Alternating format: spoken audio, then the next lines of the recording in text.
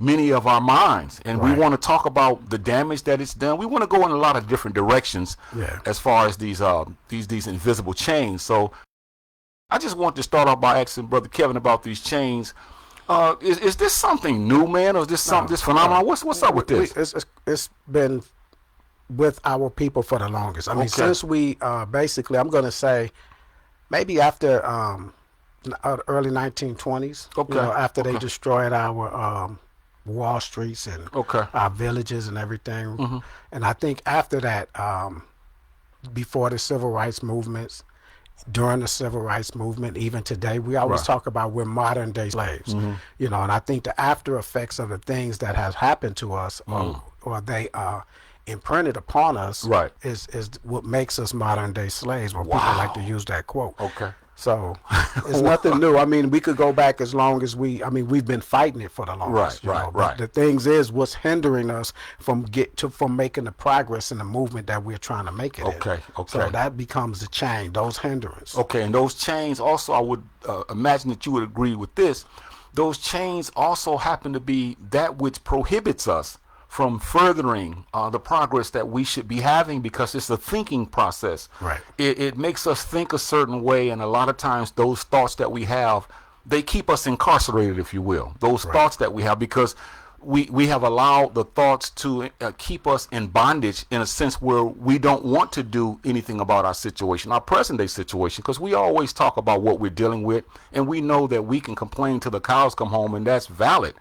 But we have to do something about those chains if we ever want to make some kind of improvement. We just can't look at the chains and say, "Oh man, you're in bondage. Yeah, you're in bondage." What are you going to do about it? That's what a lot of people do. They just say that we modern day slaves, modern day slaves. But the thing is, it brought to mind a quote from Plato. And he said, "Sometimes the right question is better than the right answer." So, and what I think he meant by that is, if you ask the questions, you can gain a lot more if you ask the right questions. It gives you a lot of different avenues. We could give a list of what we consider modern day chains, but why? And how? How are they hindering us, and why? So those are better questions than just saying, "Oh, this is a reason," or this is what one of the chains is. So I think I want to delve into that. And if y'all want to comment, we'll read your comment on the air. And if y'all think of any chains that y'all believe that's hindering us as a people, and like Jah said, prohibiting us and restraining us from making movement and the progress that we want to make. That's good. See, one of the things that I wanted to touch on, and I don't want to go too deep into it, but I think we have to look at sometimes when we allow our thoughts to keep us enslaved, so to speak, it brings about what's called hopelessness. In other words, we don't feel as though we can do anything because we feel like whatever we do is not going to happen or not going to work, because we may look at our history and we may say, look at what other people have done before us. And then we say, well, because that didn't amount to anything, which it really did if you think about it. Because if we look at what really has happened, we can talk about all we want what didn't happen. But that was a progression to get us to where we are today. And I think that hopelessness is thinking that nothing will ever change. And I hear people a lot that say, "Oh man, you don't need to do this because, there's nothing that's going to change." It's always been that way, and it's always going to be that way. And I think Frederick Douglass said it best when he talked about how without a struggle, there's no progress, Right.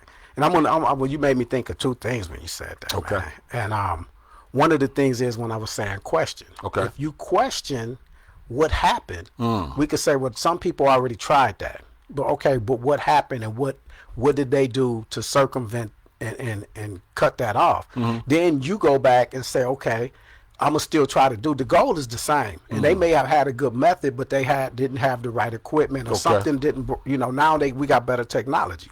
If Martin Luther King, Malcolm X, and them would have had the internet, you know what I'm saying? It's like, because information was controlled back then. And the only way the information was late. So if they had like we have today, and so we can't compare our movements or what we're trying to do to what somebody else tried to do, because they failed. And if you go back and look at why they failed, what happened to the Black Panther Party? How did they infiltrate it? So now you can do a chess move. Say, okay, I'm gonna prevent that from happening with this next movement, and you got to keep thinking like that. And the second thing I thought of when you were saying that, people looking back on history and want to criticize Killer Mike.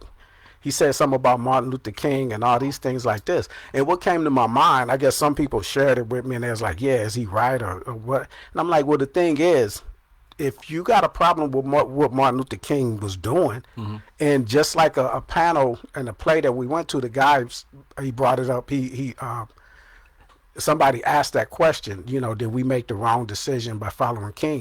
And the guy that was sitting next to me on the panel said, do you enjoy your rights to you know, sit wherever you want in a restaurant or go to wherever you, you know, all the things that you are getting from what King accomplished, then you have to throw that away. You can't enjoy the comforts of the things he fought for that we got, voting rights and the Civil Rights Act and all these things like this. You can't go against him and then try to enjoy the fruits of his labor is what I'm saying. And see, I definitely want to chime in on that one, because sometimes what we think are change or invisible change, they're really not change. It's the way we perceive things. It's our perspective, like you just mentioned, because when you look at life and what has happened, if you really take a critical look and you analyze it, you're going to see that a lot of the things that we talk about that happened in the past, it has helped us. We just got to take it to the next step. See, we don't like to take it to the next step because a lot of us are not motivated. So we allow those change that we talk about to make us want to give up, and we don't see ourselves as a success. I notice sometimes when we talk, you always mention something about your money, you know, your finances, you know, where you say, Jah, I put my money in a black bank. And I'm like, okay. And so when you say, well, why did you do that? Well, because we complain a lot. We don't have any banks. We don't have any stores. We don't have any this. We don't have any that. But you have to be willing to put in and pool our resources together to make that which we're complaining about possible. If not, then those chains have stopped us from being motivated, which is a lot of our problems. We're not motivated right now. Right. So we're going to be real-time comments on this show today. Okay. You know, we always start, we just be going, and then people be commenting on something we said 30 minutes ago. All right. I appreciate some of the people that showed up. Josiah, he said the sound on YouTube isn't working. Okay, so I guess we'll kill that YouTube. I don't know what's happening with that. I appreciate you letting us know that, brother. And let me see. I just want to go back to this YouTube deal and see what's happening on it. He's right. I don't see nothing on it.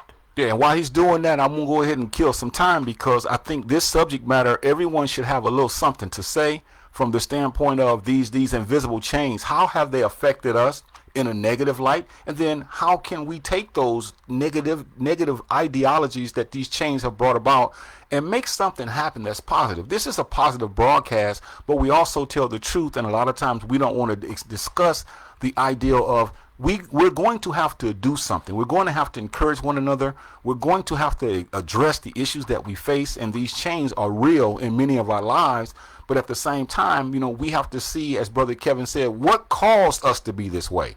Why are we the way we are? Why do we not like to do what we should do to make sure that these chains don't persist? And you know, I'm going to get on a soapbox in a few minutes about the educational system, because I often hear people talk about the educational system. Oh man, they it's not doing well, and they use that as a chain. But the bottom line is, we're still sending our children to this place that we say is not good for us. We're not trying to do anything to get our children out of that place, to try to make sure that we don't have the same issues every year when it comes to these chains that we're talking about. So yeah, what are the comments we're saying? So I appreciate that. He said, Ellen said good evening, and Sharon Simpson Anderson, she gave the greetings.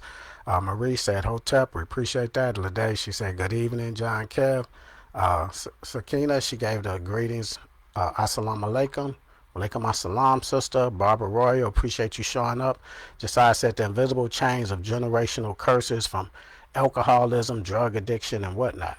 Okay, so I appreciate the comment. So like I was saying, it's the why. The questions are sometimes better than the answers. See, we given things, but why are these things happening to us? How are they doing this to us? Or how are these chains being put on us? That's the better question to me about then giving the answer of what chains are. So I have one of the things that I do want to say is one of the things I have is comfort. Okay. See, comfort. It's like comfort created by our resilience. Yes, sir. You know, you often hear people say, man, we're resilient. And I know one time I said something when somebody said that. I'm like, resilience is just like a boxer saying, I got a good, a strong chin. That means he's been punched in it, and I'm tired of getting punched. Right. I want to have a strong chin when we get punched, but then I want to do something about it. I don't want to keep getting punched. And I think our resilience has made us comfortable at no matter what's happening to cooking, us. Kev, So cooking. to me, that's something that restrains our progress or restricts our progress. It's like we're willing to settle for what's happening. And it's like, okay, we can make do. We always have made, we always say that, my grandma did this and I came up like this, and when we didn't have this, we did this. But that's okay to get by, but you got to do more than get by. You got to say, why don't I have this? I don't want to have to keep being resilient, and then what happens is you take the path of least resistance. That's what we're doing, because instead of fighting the situation that's making us have to be resilient, we just say, well, you know what, we can make the best out of no matter what happens. So that's one of the change I'm talking about, is our comfort. We get comfortable getting kicked in the behind. That's what it seems to me. Okay. That's good cooking, man. I think I want to also share this as far as we ask the questions why, when, how, where. Ever since we were born, the process started as far as the enchaining of our minds and that type of thing. So, but what I wanted to say was, most of us, when we get to a certain age, we all know about racism, white supremacy, oppression, et cetera, et cetera. So we know what's going on. So no one has to really tell us. But what I wanted to say was, if we know these things, what we have to do is, like you just mentioned, we can't be comfortable in it, but we have to be aware of it, because a lot of people don't believe that it's happening. I talk to many people when I try to say, man, the system in which we live in is constantly putting chains up and putting chains around our minds. And then a lot of people tell me, no, they're not. It's us. We don't have any chains on us. We're allowing this, et cetera, et cetera. So they're not even acknowledging that it's real. And that's difficult to try to be able to help someone, or even to get through, when we're not even acknowledging that this is real. This is not something fictitious. This is not something that you and I are making up. Yeah, when you said something, I thought about a few things again. One thing is, I think we're born in chains, because of what's been happening generationally. That's right. But I had a conversation with online, someone talking about black racism, here in America. And I chimed in. It kind of irked me. I don't really know this group, but I can't. There's no such thing as black racism in America, because these black people like, they agreeing with it. I'm like, because y'all don't understand. So me and this person kind of went back and forth, and he was like, it's at my job, it's black race. I said, you don't understand, or you're misusing the word. I say racism denotes a structure. Ism, the suffix ism, means a structure. Capitalism, like that. That's a structure. Socialism, that's a structure of how a belief system, a structure. And I said, racism is power. I said, black people don't have power. We don't have a system, a systemic anything in place to control a person's economics, somebody other than us. We can't control anybody else's economics, their religion, or their education. That's power. That's a structure that's based on their race. And that's what racism is. I say, now, if somebody, an African country, where they are in power, they can control and say, okay, whatever the religion is, this is what we're imposing, and this is how the God look. This is what you're going to learn about our history. You're not going to learn about your history. Whatever. You go into our schools, and in our schools, we're going to teach you about us and everything, and neglect your history. That's what happens here in America. And I said, I was trying to tell that person, you're not talking about. You could talk about bigotry. You could talk about someone being prejudiced, but that's not racism. Racism is the structure. So that's awesome, Kev. Man, you really cooking tonight, man, and that's beautiful. And I like, this is music to my ears, because these are the conversations that we must have. We must have them because it's going on right now. This is not something that happened years ago, and we're just kind of on the backside of it. This is going on as we speak. And even when it comes to these children, because as adults, we should be committed to teaching our children at a young age about this whole system in which we live in, because that's a chain when we don't do it. But yet we wait until they get a little bit older, and then we complain about what is going on and how they're being treated unfairly. But yet we don't prepare them to say, hey, sometimes you have to work just twice as hard as someone else. You have to be honest with these kids instead of telling them, you're going to be something great, but yet you don't tell them all of the pitfalls that come before them that will not allow them to be great. Yeah, and that's what I love about what we're talking about now, because a lot of people don't understand what's happening. They don't. The change, like we said, invisible. You know, they're not obvious. They're oblivious to many of us. They're oblivious to us when we try to teach our kids. We're sending them to the system, like you brought up the school. And the school is another thing, one of those change, because the system is slave making institutions and industries. Yes, sir. Institutions and industries. The music industry is making slaves. The school system is making slaves, yes, sir. You know, for the system. Yeah. And they're not teaching you your history, so you lack the pride. You lack, and then you don't know what actually happened to you. Right. You know, you have people thinking that black people are racist. It can be, you know, and I told the person, a racist is a person that supports a system of racism. A capitalist is a person that supports the system of capitalism. Right. You know, socialists and communists and whatnot. So when you're thinking like that and you're telling them we're the same as them, but we don't have, and white privilege, not every white person is part of the system, but they are being supported by the system. Yes, and this is where white privilege comes from. You know, so we have to be able to have the education and to be able to pass that along to our kids, because they are born in chains. Yes, that's good. One of the other things I want to say that's a chain that I look at sometimes is how we normalize dysfunctionality. So, well, what do you mean by that? Well, let me cook on this one. When we normalize dysfunctionality, that means that, like, when we see the negativity, we say that that's something that is just normal. It's not normal for me to continue to criticize you or to put you down. Or when we see people that's being violently beaten and we applaud that, like, that's something that African Americans do, and that's something that no one else does. So we always look at us and we try to make something that's not normal, we make it normal. So then we say, well, when you do something, I go, what happened to Brother Kev? Yeah, man, he went to the joint because he did this. Yeah, I figured he's gonna do that. As if that's something normal. That's not normal, man. Normalizing negativity. Yeah. You know, and that hinders us. That hinders our progress. I appreciate that. K Ben, I appreciate you showing up. She said, good evening, brother. Sakina, she said, chains of inconsistencies. We get fired up about an issue and what should be done. However, now I'm going to hit the see more because I already see that's on there. She said, however, we don't keep that fire and action going. We return to our apathetic comfort zone. I appreciate that. That's saying a lot. Now, and I always say the goldfish. The goldfish syndrome. They say a goldfish has a short memory. You know, if you have anything, and it's like if you have feeders for a goldfish and you have like a turtle in there, or snapping turtle, whatever, and the fish will swim over to that side of the tank and the turtle will try to grab it and it'll get away, then 5 seconds later it's coming right back where it came from, where you know the danger is at. And that's what happens with us in a microcosm. We get upset when something happens. We march, we protest, we show them that we're angry, then we go right back to doing the same thing instead of asking the questions, what can we do to stop this from happening? That's not just protesting, because if you ask the question, has it worked before? No, it hasn't. So now we got to turn up, you know, turn it up more. We got to do something more. Instead of, like the sister said, being apathetic, going back to, you know, the comfort zones and everything like this. And this is something that is prohibiting our progress. Yeah, she's absolutely correct. Because I was thinking about when you were reading that, a lot of times when an African American, we get killed by, let's just say, for example, it's not an example, but in this case, I'm going to use it as an example, we get killed by the police. We're up in arms, man. We really are.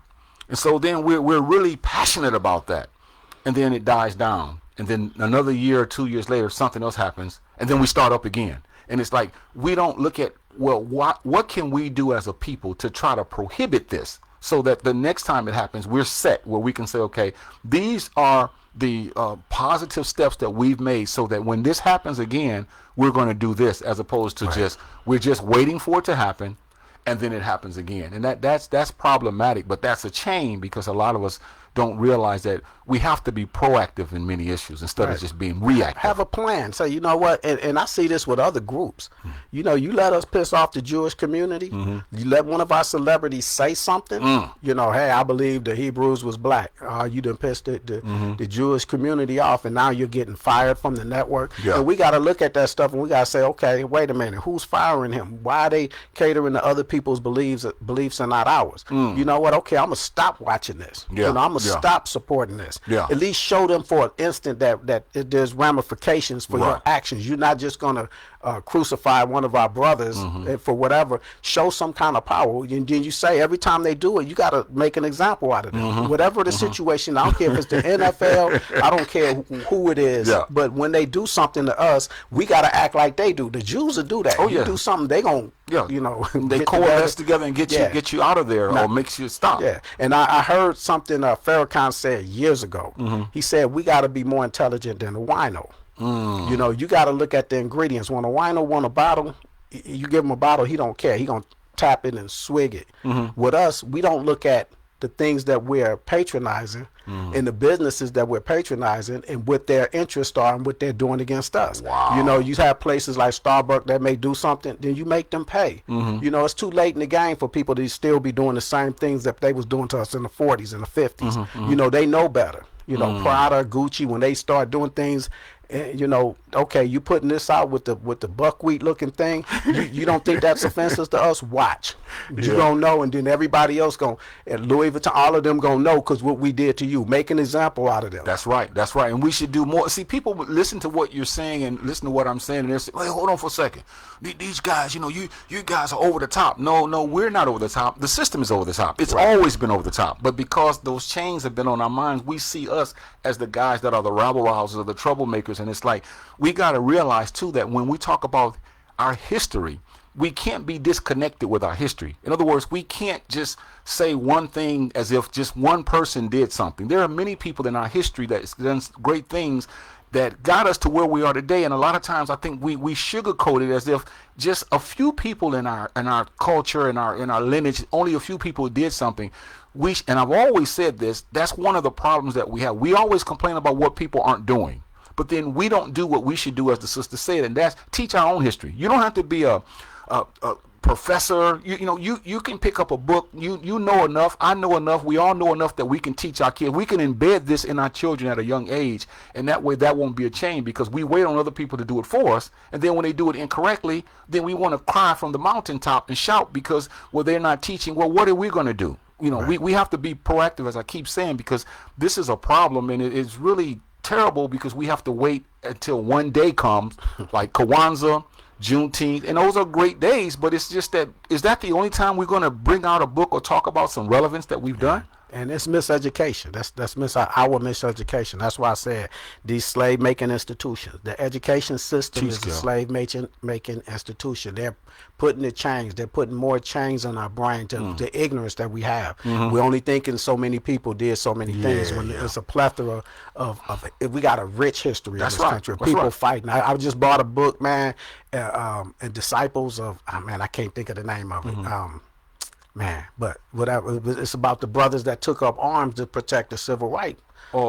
Deacons of the Deacons of Defense or something? Yeah, the Deacons, Disciples, the Deacons of Defense. That's what and see, I never knew about this. You know, so I'm like, you know, this is things that we didn't just roll over and lay down. But so when they doing this is the mindset, okay, now how can I implement those type of actions that they took? How can I implement the type of actions that the Black Panther Party movement was trying to implement, or the civil rights movement, you know, without boycotting, whatever it is. And that's what I'm saying. You got to boycott. And I see people do this. They say, I voted. They had an I voted sticker. Vote to patronize black businesses. You know what I'm saying? Vote you could vote at the ballot, but I'm saying you can't just stop there. There you go. You know, and I appreciate Coretta. She said, I appreciate you showing up. She said, many of us are, you got to see more. So I'm appreciating it. Y'all comment. Before I even get to that point, let me hit see more. Okay. You want to hit that, man? Sure. She says, many of us are in our comfort zone. Good jobs, large houses, nice material things. She says, I talk to black people who don't see the racism or don't want to see it because they're doing good financially. And she says, sad, but it's true. I appreciate the comment. Oh, you know I can't let that one go, Kev. She hit that tennis ball to me. I got to smack it back to everyone. She hit the nail on the head. I noticed too, and it's not just today, it's been throughout. Whenever we have achieved something as far as our financial status, it's those who are very hard pressed to say something, because you mentioned it one day on one of the broadcasts, because they don't want to bite the hand that feeds them, see? And they know that if they do, then they're going to be removed from a network. They're going to be removed from a broadcast. They're going to have to move from where they're living in comfort, because they look at Europeans. If they can move to a European area, if they can move to a European neighborhood, they feel like they've made it. Right. And once they get to that European area or that neighborhood, they don't want anything to stop them from their so-called progress. But she's right. It's these jobs, and it's these houses, and it's these material things. And a lot of us African Americans, we don't even see the racism, or we don't want to acknowledge it. But until it happens to us, because you're successful. Yeah. Because you made some kind of success, you think that nothing happens. That's a change, brother. Yeah, and to me, that's one of the comfort things. And you know. A lot of times we get older, we get more comfortable. That's why I always say the youth are the more rebellious, because we get a house, we get a mortgage, we got a job. I got to watch what I say. If I get fired, I want y'all to know this y'all fault. I mean, because I'm here, and with Jah's here, we doing this, so my job may people this. I'll be like, oh, this is how you are, but you know, you damn right. This is how I am. And if that's what it takes, because we have to make sacrifices. And being comfortable is one of the invisible chains that we have. Our brother Rashid Shabazz, you want to hit that up? Let me hit the C more while you're doing it. Okay, he says, peace and blessings, brothers. He says, our collective self-esteem was slaughtered, he said, in the plantation experience. He said, that stops our collective movements. We throw tantrums. He says, then go back to our rooms. We don't believe we can coalesce with each other.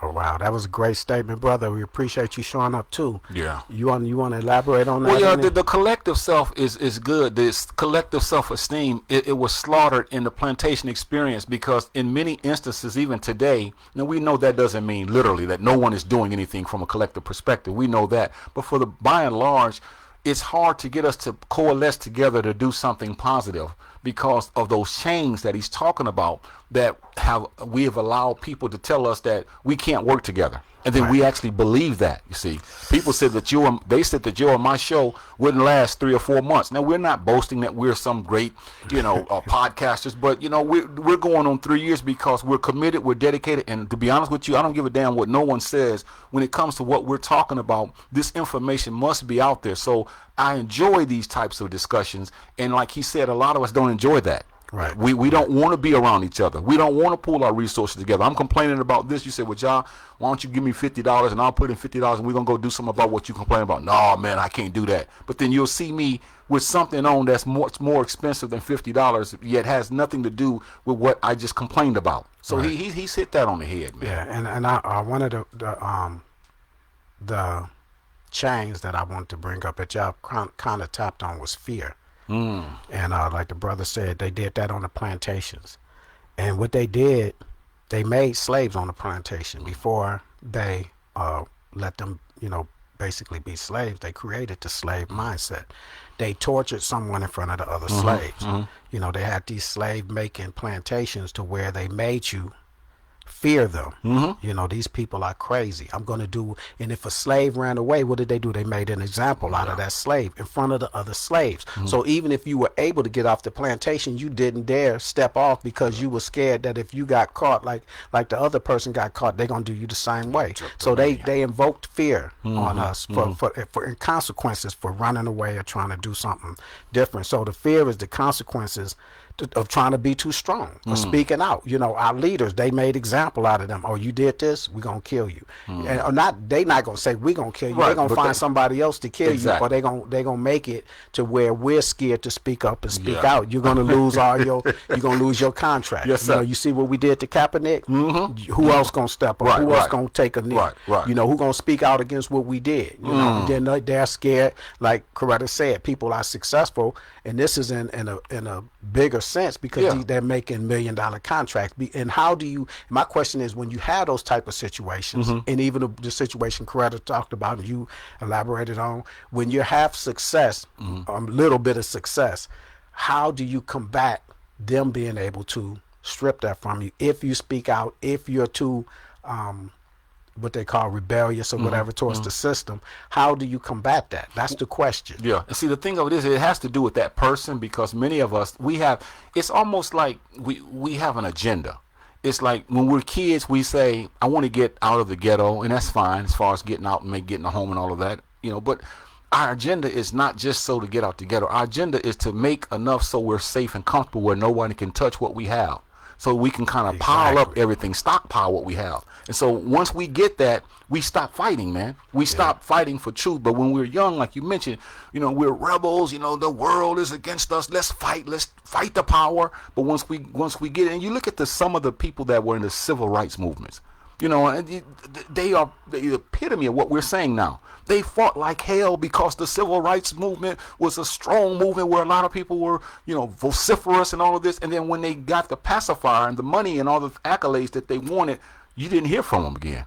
You know, and that's sad. And I don't think a lot of our leaders was actually like that.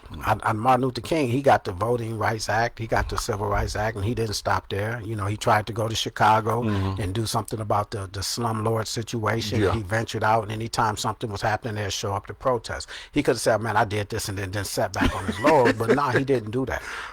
We had a lot of leaders that didn't just sit back. Right. Because the struggle was still going on. Yeah. And that's the thing. So my answer to my question, the answer to my question is, if we control our own finances and build a way to control our own finances, then we can speak all the hell we want. We can say whatever the hell we want to say and how we want to say it. That's what they're doing now. But empower yourself. That's self-empowerment. That's basically what I'm saying. This is a way that you can take away their power over us. Yeah, just like today, those of you who watch this broadcast faithfully, we want you to tell the people about the Jah Kev Show so they can tune in and we can give them what is called intellectual power, the ability to talk about a subject and then regurgitate it to where you can be stronger after watching a broadcast like this. So you tell people about the Jah Kev Show because it's something that people need to know about, because a lot of people are missing out on two brothers that's just, you know, just down to earth, man, just giving you the raw, naked truth without any kind of qualms where we're afraid that if we say this, we won't be on next week, or if they're paying him or they're paying me, and if we say something, then they pay him to he and I to get into an argument, and then when we break up, he starts doing broadcasts about me, how rotten of a co-host I was, then I start doing broadcasts, and everybody starts following. This is nonsense, and this is what they do. They really do this kind of stuff. Yeah. That's a change too. To talk about somebody else's.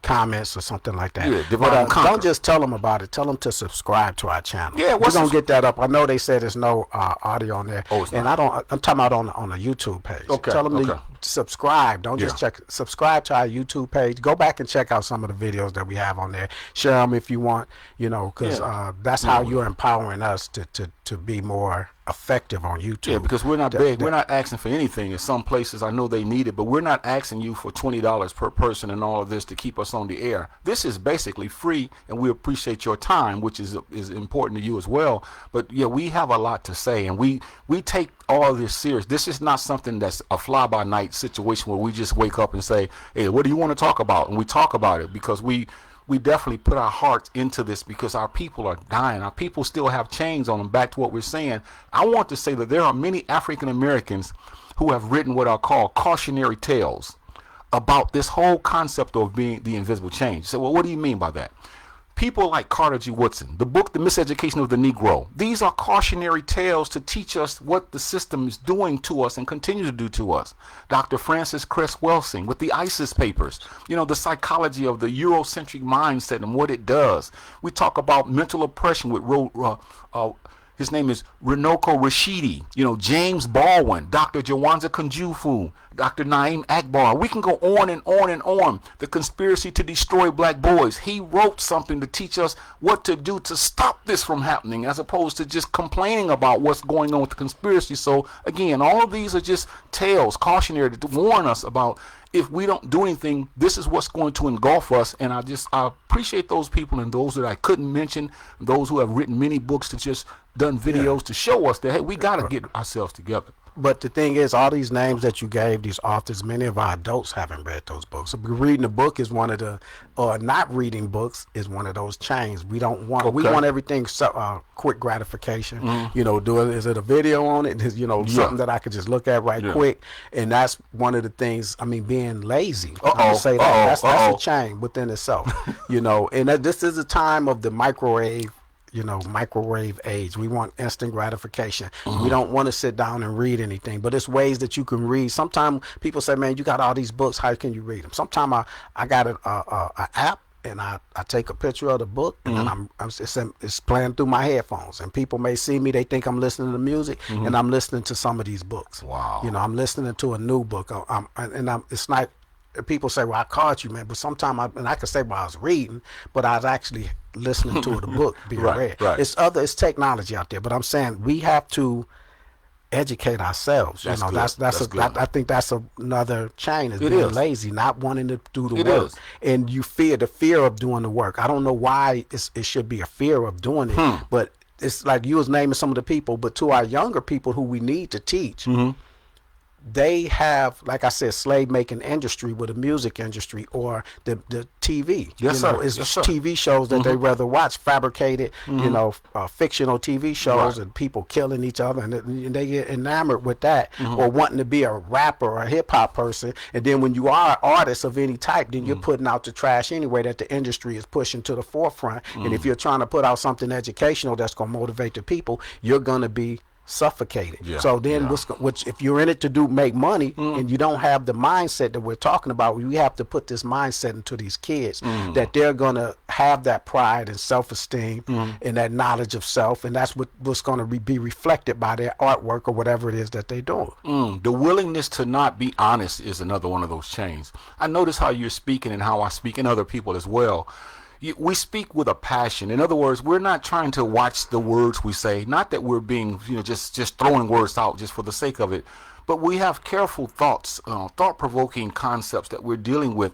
But when we talk about these children, when all this negativity is going on, not just in social media, which it is, not just on these reality shows, which it is, but in our own homes, what do we do when we have negativity around these little children? Because sometimes we have to stop right where it's at and then begin to teach these children, how do we deal with this negativity? And that way, when they get older, they're going to say, I'm going to be positive, but yet when there is negativity, my mother, my father, my uncle, my aunt, my sister, my brother, my cousin, my kinfolk, they taught me growing up, and I heard them display that as opposed to just chiming in on it. So what do we do when we hear negativity going on and the children are there, and we just sit there and go, yep, you're right. No, listen to it, analyze it, critique it, and then take it and use it as a teaching moment, because you keep throwing the word education out, and we have to realize that education is not just something that happens inside of a building with a blackboard and kids and a bell and all that. Education should be happening every day of our lives in some form or fashion, man. Yeah, and I have people, we have grandkids and things like this, and people would say, well, my granddaughter said this, and it's a bad word, or they said something slick, and it's like, well, you know what? The thing is, if they could say all of that, they could pick that up, then they could pick up some better words. You know what I'm saying? Give them something more educational that they could pick up, and then the proud thing to say is, man, my grandson said this. My grandson said this. My granddaughter used this word. And it's like, wow. And it's like, that's what you want to put in them. Instead of saying they use this word, they said, and I said, don't be saying that and anything, but you think you ain't really meaning it. You know what I'm saying? Kev, sometimes I got to come back on this because sometimes these children, and I don't fault the children. I really don't. No. Because the children are children. They don't know any better. All they're doing is repeating what they hear at home. But sometimes they'll use vulgarity and profanity, and the adult would basically applaud them and say, what did you say? And the kid will say it again. And then when somebody busts the kid in the face at a school or on a playground or something because they use those words inappropriately, then the parents wants to come and fight the whole world. But it's like, you had a chance to correct that. And I know a lot of it has to do with grandparents and parents, and because sometimes you can't say too much to a child, because now you're going to get in trouble because you and the uncle or you and the brother are going to be arguing because you just tried to say something very powerful and positive to try to break a chain off of a child's mind at a very young age. Right. Another one of the chains, invisible chains that I believe exist is greed. And what you greed mean, comes we would demean ourselves for money. Okay. To me, that's greed. We take money over morals. Okay. And even I'm talking about the history. You asked me in the beginning of the show, I know like Facebook didn't start immediately, and I kept refreshing. And we probably missed a lot of the beginning of the show, but you was asking me like, is this something new? Has it been going on? And the chains have been there from the early 1900s. when they commandeered, they started commandeering our education. We had the Wall Streets and things like this. We had our own schools and things, and then the blood summers of the 1920s, 1919, where they wiped out our towns because we were successful, because we were teaching ourselves, we were doing things for ourselves, and we were being independent. And then that created a dependency on the system. We became dependent on the government because they made us segregated.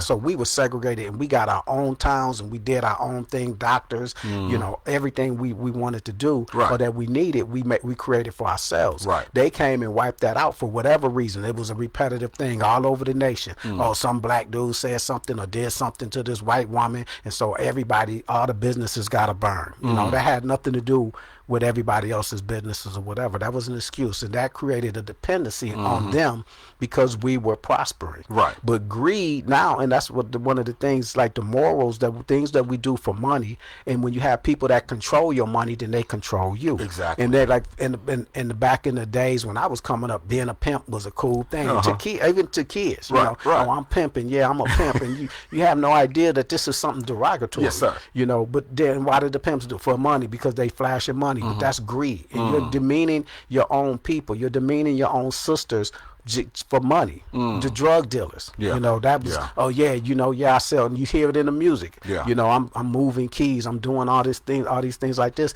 And you're doing it for the money of the hip hop because that's what's selling. But the real drug dealers, you're killing and poisoning our people for money. Yeah. So that's greed. That's money over morals. And that's something that and even like we was talking about being silent. Like Coretta was brought up. People that have a little success, they scared to talk, or they're silent because what? They scared that they're going to lose the money. And when you make money a controlling thing, then those that control the money is controlling you. And see, I always tell you this, and I believe this. I believe sometimes when we talk, especially on this broadcast, it's not always Kev against Jah or Jah against Kev. Every now and then we do go at it because I don't agree with what he says. He doesn't agree with what I say, and we get a chance to do it intelligently and go back and forth. The bottom line is we show you how arguments should be done in love. But I want to say two things can be true at the same time, and the two things I'm talking about is what you said earlier about the 1900s. But I want to go back to in 1619. I want to go back to that all the way till now, till 1865. I want to talk about how those invisible chains was a concept that Europeans looked at us and used to try to demean us, and many people today use the same concept. In other words, they look at us as African Americans and they don't see us, they don't see our worth. And I'm not saying that they should, but I'm saying that based upon the fact that you and I should never have that issue, based upon we're in the same boat. We've been through the same fight. We've been through the same struggle. So since 161 years of all this enslavement, and now that we got our so-called quasi-freedom, it's like instead of us doing what we should do, we're going back to that Willie Lynch syndrome, where we're putting each other, those are chains, where the tall guy against the short guy, the dark skin against the light skin, the so-called good hair against the bad hair, where they live, where some people live on the hill, some people live in the valley, and we can go on and on and on. So what I'm saying is, these invisible chains have always existed, but we have no business allowing those chains to make us be the very people that put chains on our minds. And man, I want to jump into some of that. Another thing that happens with that is beliefs, religion, things like that. That becomes that. It's nothing wrong with having different. Like you said, we may have different ideologies about something, but the way we talk about it. We still had a show. So we respect each other at the end of the day. When people have different religious beliefs, a lot of times that separates us. Come on, kid. So we can't get work done. Cook, man. And it's like, okay, and it could be many things, like you said, Willie Lynch. And I thought about that earlier, and it escaped my mind when Brother Shabazz said what he was saying.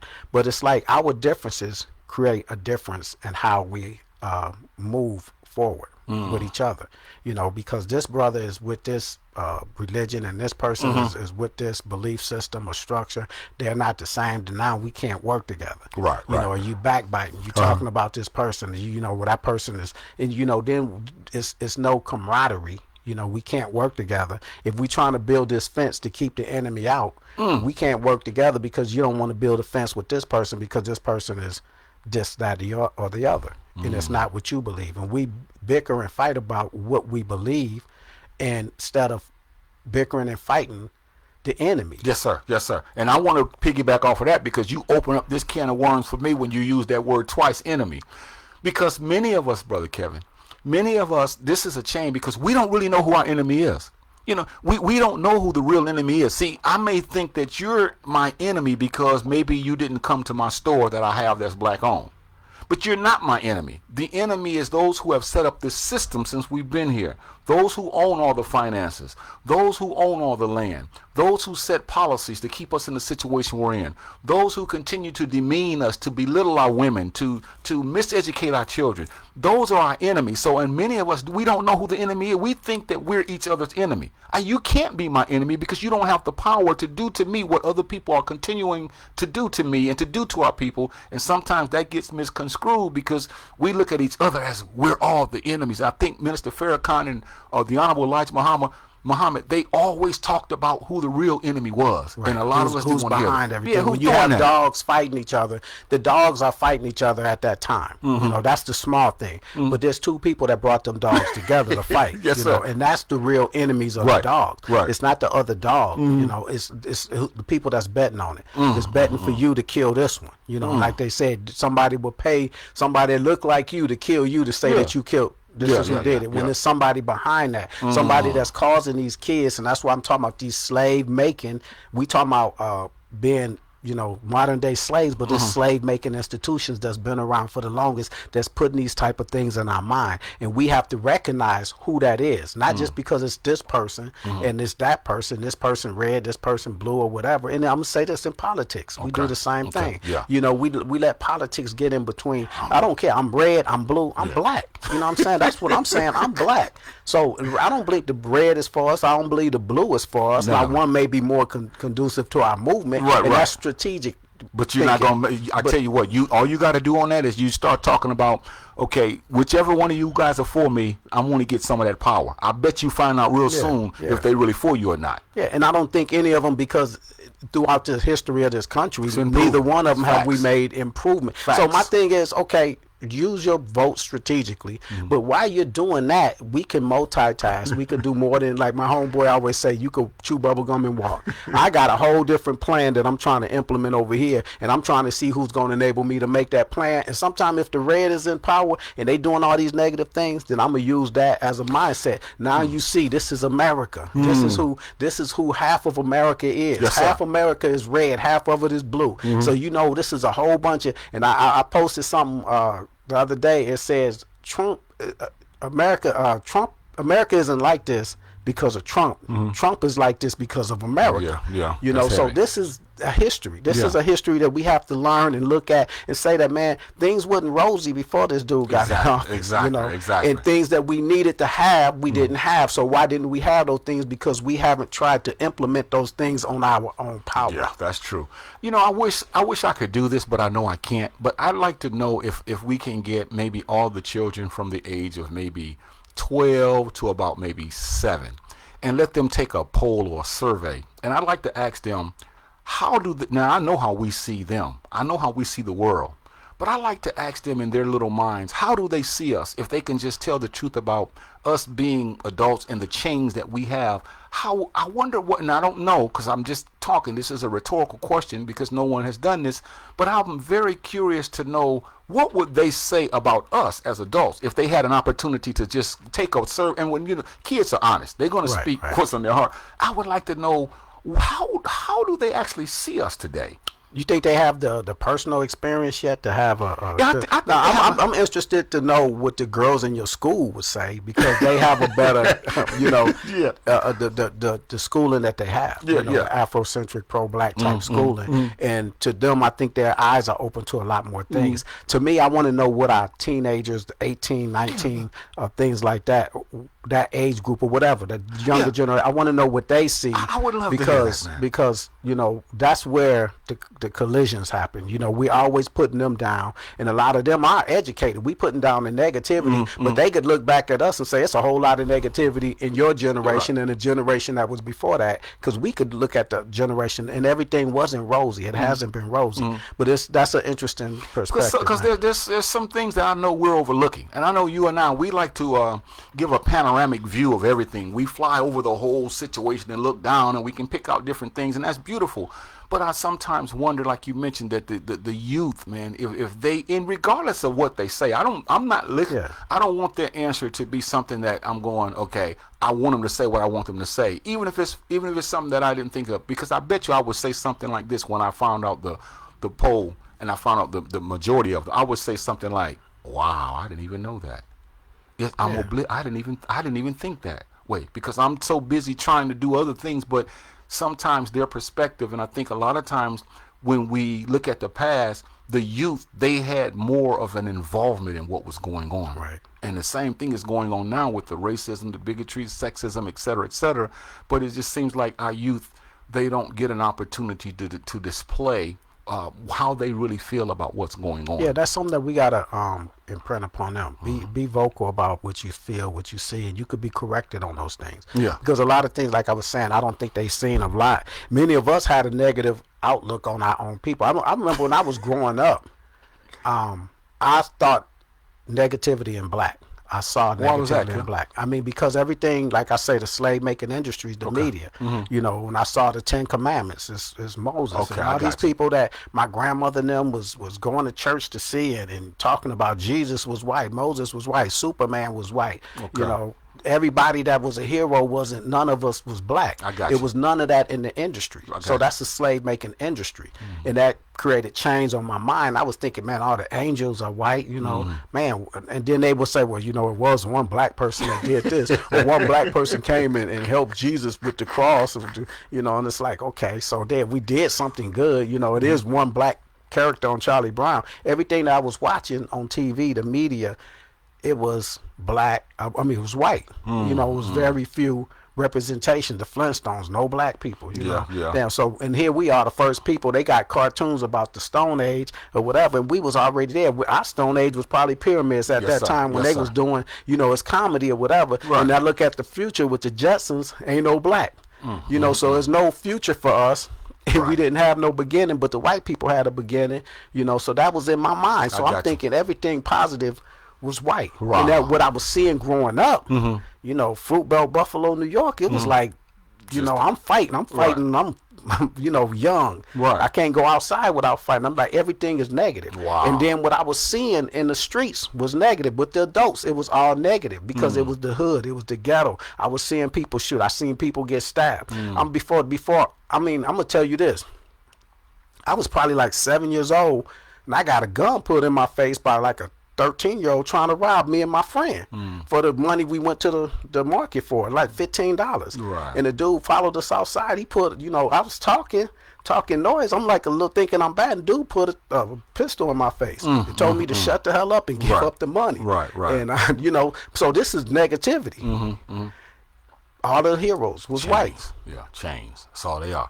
You know, one of the things that is a chain is, and it happens a lot, and I think one of the commenters was saying this, but they didn't use these words, but we lose our identity. We lose our identity, meaning we are disconnected from our culture.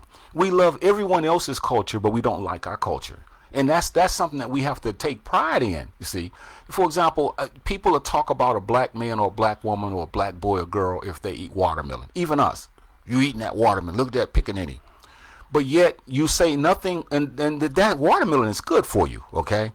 But you say nothing about tacos, you know, or French fries, you know, or hamburgers or other food, pizza that kills us, you know. But watermelon is good for you. But if you see many African Americans together, every now and then someone in that group will say, oh, y'all eating watermelon? Like, that's a sin to eat watermelon. But you'll go out and get a hamburger or a hot dog or a French fry or a pizza with these other Germans and these Irish and these Polish sausage and all these other different groups, their culture, they don't talk about their stuff like that. And I know we can't claim watermelon, but once again, that's a good fruit that we had, that our ancestors, they took pride in that, you see. Right. But we talk down about that, and we don't want to be associated with people. Man, I'm going to go sit with that dude, man. That dude eating watermelon. Look at him, man. But yet you'll go get pizza or tacos, and all that grease is killing you, but we don't even have pride in that. And that's something that we have to look at, even with our own, with the foods and stuff. Now, a lot of it is not good for us.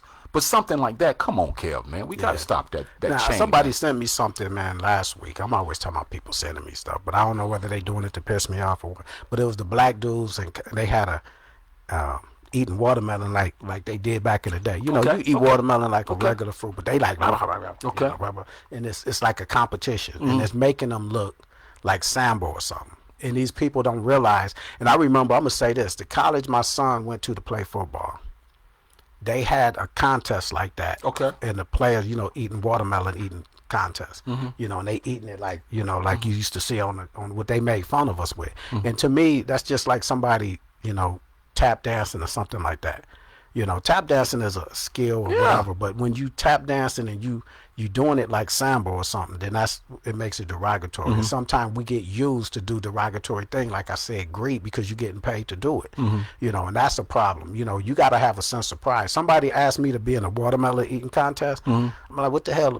First of all, I'm not going to be in any kind of food eating contest, period, because that's a waste. That's gluttony. Yeah. But I'm like, why would you sit up there and ask me to be in a watermelon or say something about fried chicken? Because I know the stigma that behind that. You know, I know what happened to us behind those type of things that made fun of us. That's true. And what I'm talking about too, and I get what you're saying, they take it over the top, but I'm just talking about watermelon itself. Even when they have on TV every year, when I was a boy, I don't know if they still do it, but they had a hot dog eating contest. And normally a European eats like 500, now I'm exaggerating, eat 500 hot dogs, and they give them money, and people pay to go see that, and they're eating like, you know, animals.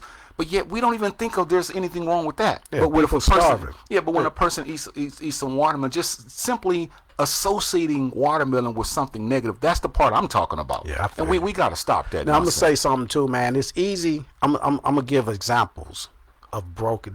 What they do, they break you. You know, we are people that have been broken, and it's easy for them to put these invisible chains on us. And the example I always give people. You see it in the cowboy movies, right? They have the horses. They broke the horse, and they ride the horse everywhere. They ride us everywhere. Then when they get off the horse, they be out in the wilderness, and there be a little bush. And they take the strap, and they just wrap it around the bush, and the horse won't move. He could snatch that bush up if he wanted to be free, but many of us don't want that. You know, and another example is the elephant. Okay. They would chain an elephant on one leg with a chain and a stake in the ground. That elephant won't move. If that elephant got pissed, he could tear the whole circus up. He could flip cars over and do it. But you know, when he's not enraged, he'll sit there and let that chain hold him, because all he feels is that little bit of resistance, and he think that's enough. Okay, this is where I'm supposed to be. I'm not supposed to move. And this is the mindset that many of us have in this country. This is the mindset that they have imprinted upon many of us in this country. Wow. And start teaching our children to break the chains of looking at this system as far as working for the system instead of having the system work for us. In other words, instead of always going to want to be something to help other people, try and do something that we can help ourselves so that we can help our people. Because a lot of times that happens when you talk to kids. It's like the parents put in their minds, well, you ought to go work for so-and-so. Instead of saying, hey, well, even at a young age, you can start the process of sometimes we all have to work for people. And I'm not saying we can't. We don't. We do. But once you get established, you know, try to turn that in and do something for yourself. And that way you can employ people. And that's how we can get free economically, in a sense. Yeah, and I think we have to be able to take criticism and criticize ourselves. Yeah. You know, our positions. And I would tell my kids, man, you don't want to work for nobody. I've been working for people. My mom and my dad worked for people. And now things are changing. We got to start empowering you. If you got an idea and you want to work for yourself, be self-employed, I'm all for it. I don't care what that encompasses. The best thing, that's the end game. Yeah. You want to have independence. Learn how to work within the game and learn how to have goals for an end game that you don't want to be in this position.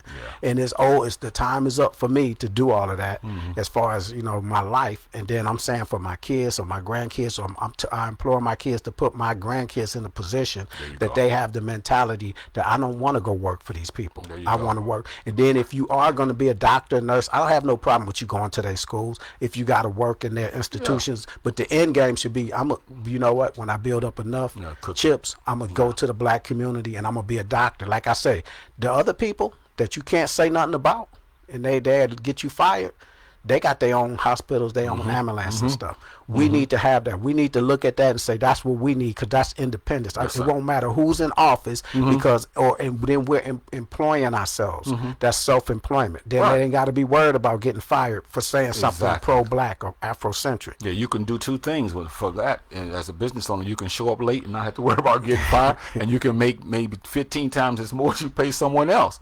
Now, you know, I want to say this as far as my closing remarks, and that is the ideals that you've heard today, brothers and sisters.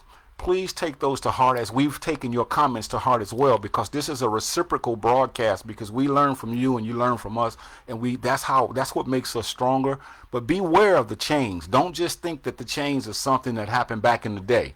Because as Dr. Amos Wilson said, there's no difference between us and our ancestors. He didn't mean it literally, because I know a lot of them had, you know, they were enslaved and they had chains around their feet and all of that. But he was just basically saying that the system in which they lived in and the system in which we lived in is controlled by the same people. Right. That's basically what he was saying. Yeah. So, and my whole take on everything is to be, what's the question? You know, the answers, we giving answers to what's the mental change.